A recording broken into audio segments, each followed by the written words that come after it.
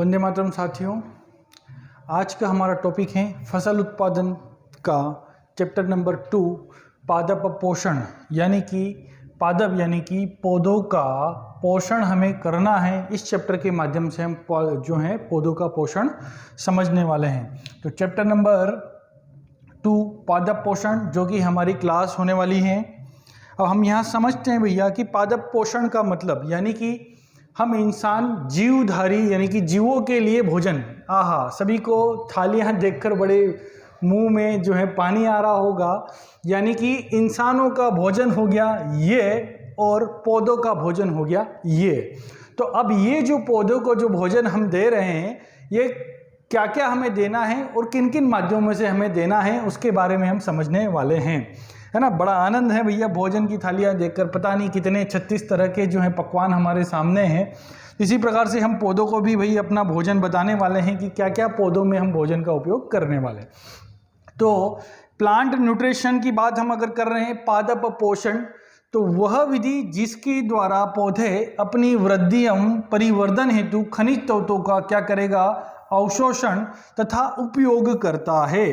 क्या करता है कि यानी कि पौधा हर प्रकार के जीवों की भांति पौधा भी एक जीव है। यानी कि पौधे को भी अपना जीवन यापन करने के लिए कहीं ना कहीं कुछ ना कुछ खाना पड़ता है।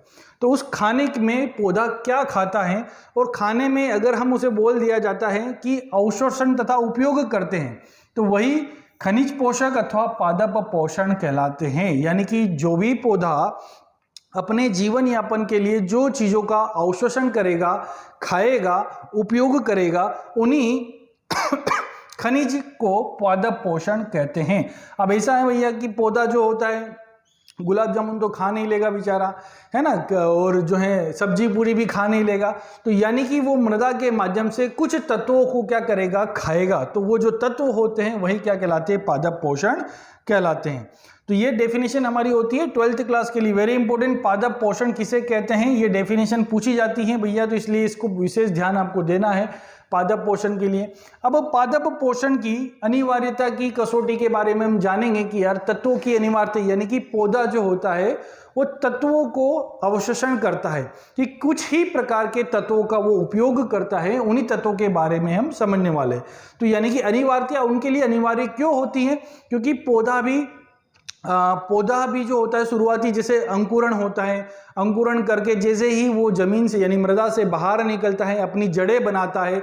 जड़ें बनाने के बाद जैसे ही वो बढ़ता रहता है तो पत्तियां, तना, फूल, फल सब कुछ उसमें लगते हैं। तो यानी कि वो लगते हैं तो उनके लिए अब उन तत्वों की अनिवार्यता की कसौटी को ज्ञात करने के लिए हम पौधों के लिए क्या अनिवार्य होता है तो ये ज्ञात करते हैं हम राख के माध्यम से। यानी कि पूरी तरह से पौधे को जला लिया जाता है और जो राख होता है, जो भस्म होती है, उस भस्म के माध्यम से हम पता करते हैं कि किस किस तत्वों की जो है पौधों के अंदर तत्व पाए जाते हैं। तो यानी कि जो तत्व होते हैं, तत्व पौधों की कायिक वृद्धि एवं जनन के लिए आवश्यक होते हैं। यानी कि क्यों जरूरी होता है भैया, तो पौधा अपनी क्या करेगा, वृद्धि करेगा, और जो भी पौधों के अंदर जनन क्रियाएं होती है उनके लिए भी तत्व अनिवार्य होते हैं। अगला, तत्वों का पौधों के उपापचय में प्रत्यक्ष उपयोग होता है। हम भी भैया भोजन खाते हैं तो पचाते हैं तभी जाकर अगला भोजन ग्रहण करेंगे। तो इसी प्रकार से पौधों के अंदर भी उपापचय की जो क्रिया होती है उसमें भी जो है तत्व भाग लेते हैं। तत्व किसी अन्य तत्व का प्रतिस्थापित ना किया जा सकता हो। यानी कि क्या होता है, एक जो तत्व होता है वो दूसरे तत्व की पूर्ति नहीं कर सकता। तो इसी प्रकार से यानी कि हम इन तत्वों की कसौटी होती है कि पौधा अपने शरीर में ये सब क्रियाएं करता है, इसलिए तत्वों की अनिवार्यता होती है। अब हम देखते हैं ये जो सब कुछ बुक के आधार पर हम लोग पढ़ रहे हैं कि पूरी तरह से कि क्या क्या चीजें हमको आने वाली हैं। अब आवश्यक तथा अनावश्यक तत्व, जब हम पादप पोषण यानी कि पौधे का जो भोजन है उसमें कौन से तत्व आवश्यक हैं और कौन से तत्व अनावश्यक हैं। आवश्यक तत्वों के बारे में हम पता करेंगे तो ऐसे तत्व जो किसी पौधों की सामान्य वृद्धि तथा विकास के लिए आवश्यक होते हैं। यानी कि अपनी सामान्य वृद्धि यानी कि भैया अपना जो है पौधा अपना शरीर बनाने के लिए, पत्तियां बनाने के लिए, शाखाएं बनाने के लिए वो जो वृद्धि और जो भी विकास करेगा उसके लिए जो तत्व होते हैं वो होते हैं आवश्यक तत्व कहलाते हैं। अब इस आवश्यक तत्वों को आवश्यकता के मात्रा के आधार पर हमने दो वर्गों में बांट लिया गया है कि ये कौन कौन से तत्व होते हैं। तो इनको दो वर्गों में बांटा गया है। तो पहला जो हमारा तत्व आता है वो होता है गुरु तत्व, जिसे हम दीर्घ तत्व भी कहते हैं। गुरु तत्व या दीर्घ तत्व भी कहते हैं। तो यानी कि गुरु तत्व और दीर्घ का मतलब होता है कि जो पौधा ज्यादा मात्रा में जिन तत्वों का अवशोषण करेगा, उपयोग करेगा, उन तत्वों को हमने बोल दिया दीर्घ तत्व। अब दीर्घ तत्वों में कौन कौन से आते हैं? सी यानी कि कार्बन, H यानी कि हाइड्रोजन, O मतलब ऑक्सीजन, उसके बाद N nitrogen, P phosphorus, K potassium, Ca calcium, Mg magnesium और S यानी कि सल्फर। अब कुछ किताबों में Fe आयरन को भी जोड़ा गया है, पर पौधा इन तत्वों की तुलना में आयरन को कम मात्रा में अवशोषण करते हैं, इसलिए हमने उन्हें सूक्ष्म तत्वों में भी रखा गया। तो एक बार और ध्यान दीजिएगा कि गुरु और दीर्घ तत्वों के बारे में अगर पूछा जाए तो यानी कि गुरु और दीर्घ तत्वों का मतलब होता है कि पौधा जिन तत्वों को ज्यादा मात्रा में उपयोग करता है उन तत्वों को हम दीर्घ तत्व कहते हैं। तो कार्बन, हाइड्रोजन और ऑक्सीजन ये तीन तत्व हो गए। दूसरा नाइट्रोजन, फास्फोरस, पोटेशियम ये भी तीन तत्व हो गए, और कैल्शियम, मैग्नीशियम, सल्फर ये भी तीन तत्व हो गए। अब ये तीन तीन मैं इसलिए बता रहा हूं कि इसका भी एक वर्गीकरण है, वो मैं आपको आगे बताने वाला हूं। तो याद रखना, यानी कि 9 ऐसे तत्व हैं। अब टोटल तत्वों की हम बात करें कि भैया पौधों के लिए आवश्यक पोषक तत्वों की मात्रा कई जगह आपको देखने को मिलेगा 16, पर कुछ वैज्ञानिकों ने और मत दिया है, तो इसलिए यानी कि पौधों को कुल 17 पोषक तत्वों की आवश्यकता याद रखना है आपको, 16 आजकल भूल जाना, ठीक है। तो यानी कि पौधों को 17 पोषक तत्वों की आवश्यकता होती है। तो 17 पोषक तत्वों में 9 तत्व हमने पढ़ लिया एक बार और, carbon, hydrogen, oxygen, nitrogen, phosphorus, potassium, calcium और सल्फर के बारे में। ये तत्वों के बारे में हमने जो जाना है, और आगे हम देखते हैं सल्फर जो हमारा सल्फर जो होता है कोबाल्ट, और इसको हमने सही नहीं करा, ये सल्फर नहीं आएगा, है ना, यहां तक हमको जोड़ना है। कैल्शियम, मैग्नीशियम और सल्फर के साथ में आता है। ये दो कोबाल्ट और सोडियम लिखा हुआ है, ये आपको ध्यान नहीं देना है। सल्फर तक हम बात करते हैं। अब देखते हैं कि दूसरा जो वर्गीकरण है, यानी कि आवश्यकता के आधार पर हमने देखा कि सूक्ष्म तत्व, यानी कि सूक्ष्म तत्व आवश्यक या सूक्ष्म पोषक तत्व भी हम इन्हें कहते हैं। अब पौधों को जो दीर्घ हमने तत्व पढ़े थे उनसे कम मात्रा में आवश्यकता होती है, तो इसलिए हमने इनको बोल दिया सूक्ष्म या लघु पोषक तत्व, जिनको पौधा कम मात्रा में उपयोग करते हैं। चिंता ना करें, आगे हम बढ़ते जा रहे हैं और भी अच्छे से इन तत्वों को हम समझ लेंगे, चिंता ना करें, अब सिर्फ समझते जाइए। अब इन सूक्ष्म तत्वों में कौन कौन से आते हैं? हमारे आता है आयरन आता है, मैग्नीज आता है, molybdenum, boron, zinc, copper, chlorine, और जो 17वां जोड़ा गया था वो था निकिल। तो निकिल को भी हमें ध्यान में रखना है एक बार और। कौन कौन से सूक्ष्म तत्वों को जो जोड़ा जाता है? Iron, manganese, MO molybdenum, B boron, ZN zinc, CU copper, CL chlorine और एनआई यानी कि निकिल को भी इसमें अंतर्गत जोड़ा गया था। तो यानी कि टोटल मिलाकर हमारे 17 तत्व होते हैं। तो पहला यानी कि कौन से थे? दीर्घ, यानी कि पौधा जिनको ज्यादा मात्रा में उपयोग करता है वो दीर्घ तत्व कहलाते हैं, और पौधा जिनकी कम मात्रा में उपयोग करता है उन्हें हम सूक्ष्म तत्व कहते हैं।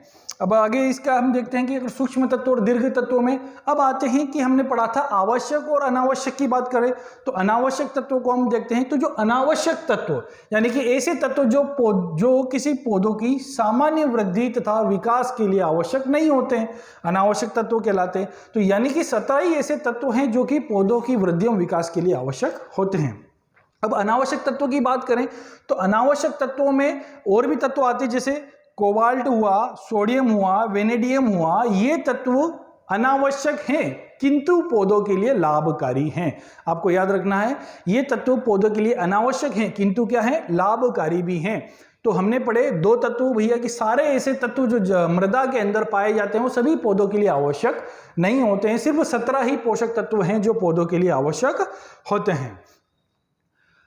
अब हम देखते हैं कि इनकी पूरी डिटेल एक बार और हम समझते हैं कि भैया तत्वों के बारे में मैंने बताया कि हम 17 पोषक तत्वों के बारे में पढ़ने वाले, ठीक है। 17 पोषक तत्वों में अब यहां पर आपको पूरी तरह से बहुत अच्छे से क्लियर होगा।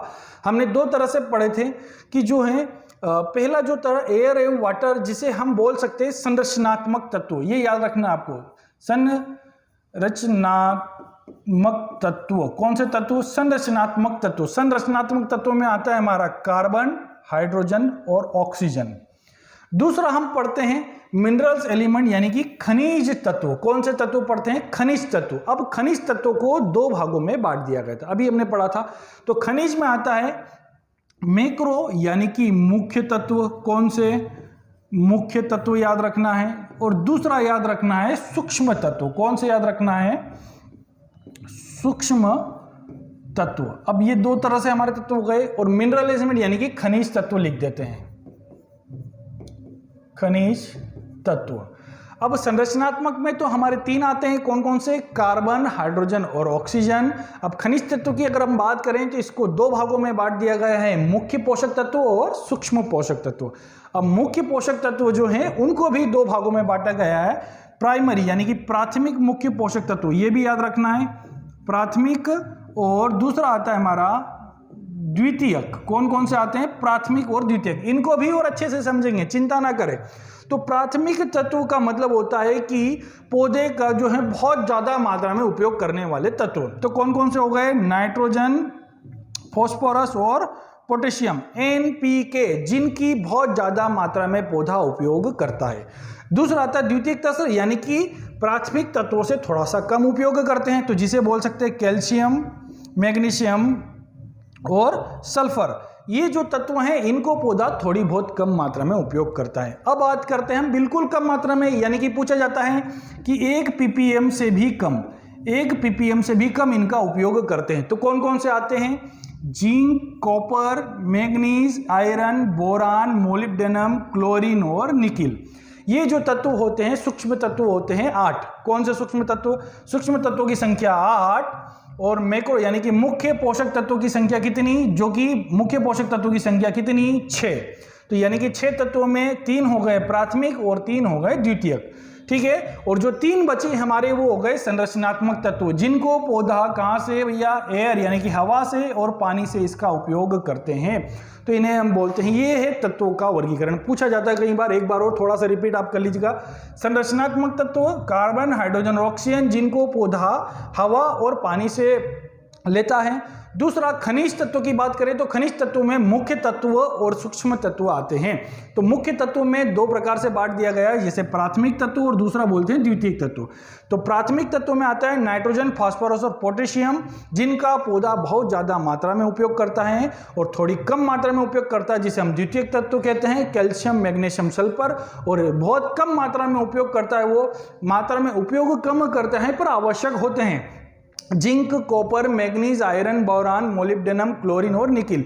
यानी कि पौधे में अगर इनकी किसी प्रकार की कमी होती है, डिफिशियंसी दिखाई देती है, तो पौधा कहीं न किसी प्रकार से अपने लक्षण प्रकट करता है या रोग प्रकट करता है। तो यानी कि इसलिए ये पौधों के लिए आवश्यक होते हैं। अब हमने पढ़ा सारे जो हैं पोषक तत्वों का वर्गीकरण।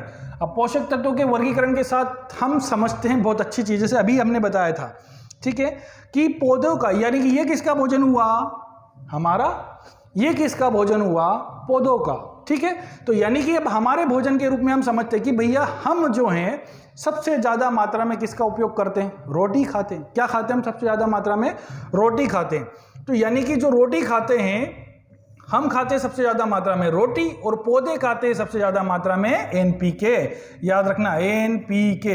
पौधा सबसे ज्यादा मात्रा में किसको ग्रहण करता है? NPK को। और इंसान किसको करेगा? रोटी को। अब रोटी से कम क्या खाते हो? तो रोटी से कम हम खाते हैं सब्जी खाते हैं। तो रोटी से कम अगर सब्जी खा रहे हैं तो पौधा किनको खाएगा? कैल्शियम, मैग्नीशियम और सल्फर को खाता है। अब उसके बाद हमने पढ़ा भैया कि अगर हमारा मुंह जल जाता है तो हम किसका उपयोग करेंगे? पानी का उपयोग करेंगे। और पानी आपको कहाँ से मिलेगा? बोरिंग से मिलेगा। तो यानी कि जो आप पानी का उपयोग करोगे तो वो मिलेगा आपको वायुमंडल से। कहाँ से मिलेगा? तो यानी कि पौधा जो वायुमंडल से लेने वाले तत्व है वो कौन कौन से? CHO, कार्बन, हाइड्रोजन और ऑक्सीजन। यानी कि इन 3 तत्वों को पौधा कहाँ से लेता है? वायुमंडल से लेता है।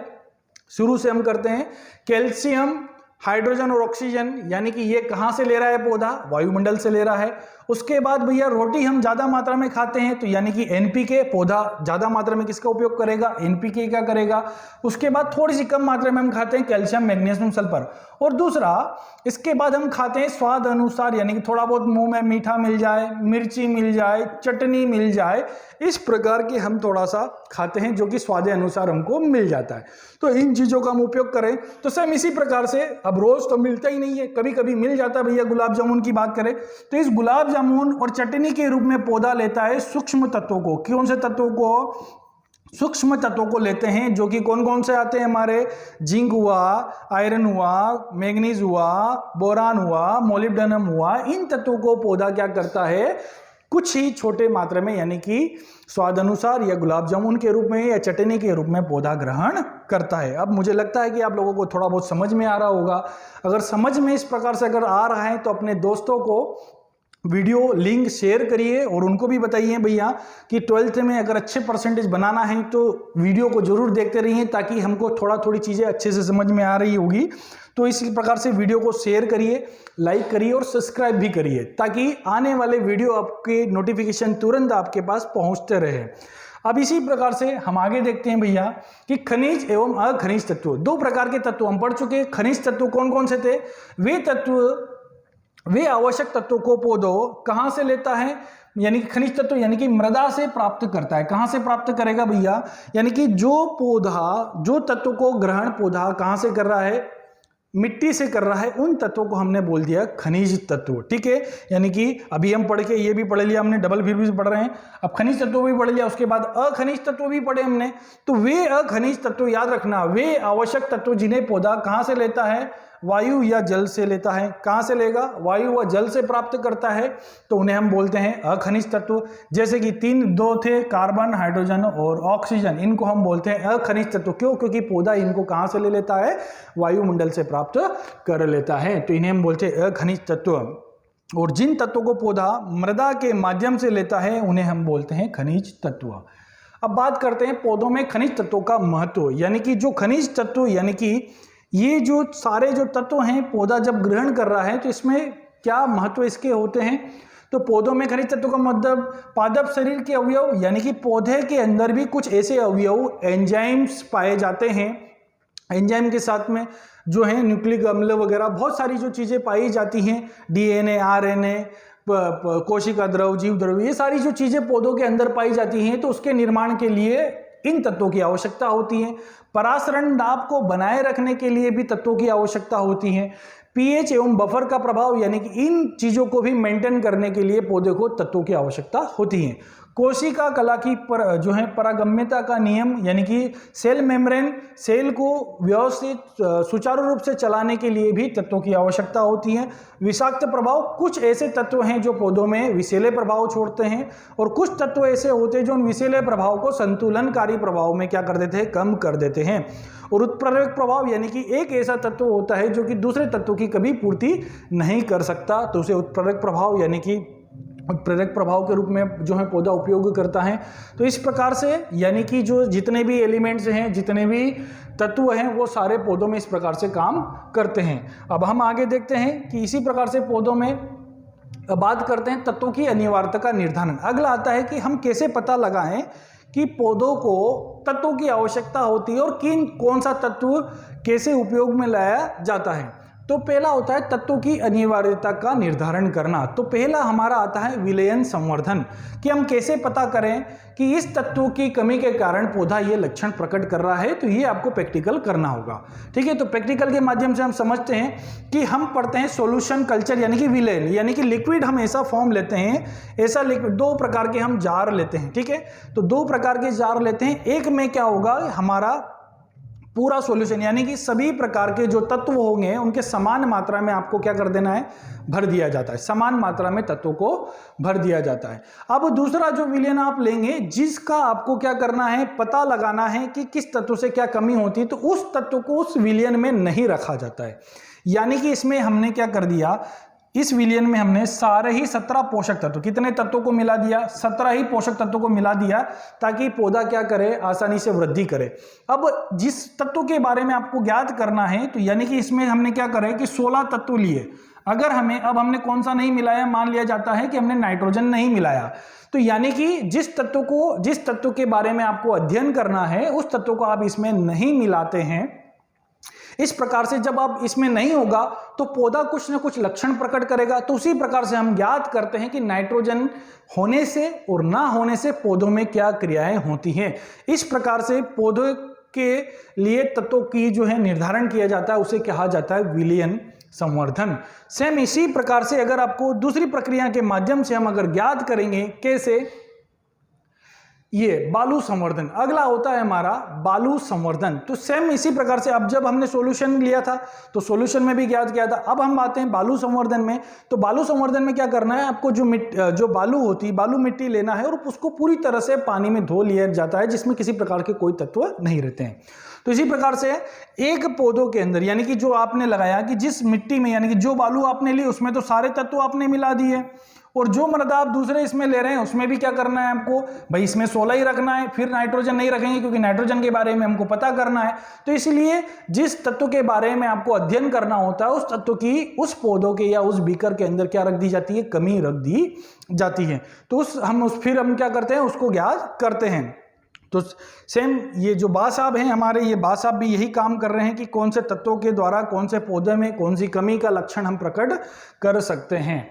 ठीक है, तो इसी प्रकार से अब अगला लेक्चर हमारा होगा लेक्चर 2, पादप पोषण का सेकंड लेक्चर होने वाला है। तो उसके लिए आप अगर समय से आपके पास वो लेक्चर पहुंच जाए तो उसके लिए आप चैनल को लाइक करिए, सब्सक्राइब करिए, और 12th में अच्छे परसेंटेज बनाने के लिए लगातार चैनल के साथ और वीडियो के साथ जुड़े रहिएगा, क्योंकि जो हम यहाँ पर सिलेबस पढ़ रहे हैं उनके क्वेश्चन भी पढ़ने वाले हैं, और जब हमारी एग्जाम हमारे नज़दीक आ जाएगी तब हम इन चीज़ों के क्वेश्चन के साथ में आंसर भी पढ़ने वाले हैं।